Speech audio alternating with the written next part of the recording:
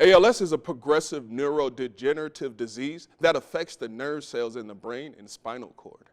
While there's currently no cure for the illness, I spoke with a local Samaritan Tom Keenan, who's doing all he can to help make life easier for others on the Western Slope who suffer from the debilitating disease. We sure enjoy helping the families in memory of our brother. That's huge for Cindy and I.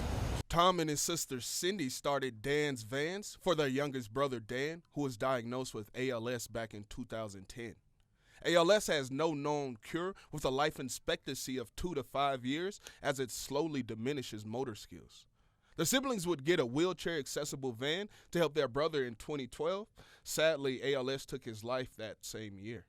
But Dan's siblings kept one of his last wishes alive, to give his handicap-accessible van to others fighting the same disease and continually paying the gift forward. That van went along for a couple of years. It's been everywhere from Gunnison to Durango to Vail. Dan's Vans had a wide reach of success, helping community members across the Western Slope, and it wasn't long before the opportunity to buy a second van presented itself. It ended up being exactly the same color, same van. They were both manufactured one month apart in the same year.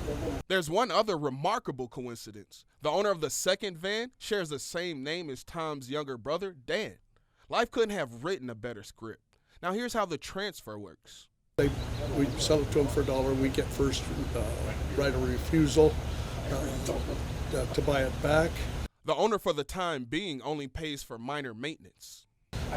While they have the van, they're responsible for the insurance, the gas, the oil. As for the big repairs, we've got a great service here locally, mobility, that helps us keep it going. Keeping the vans going down the road is something founder Tom Keenan hopes they'll do for a long time, but they could use some help.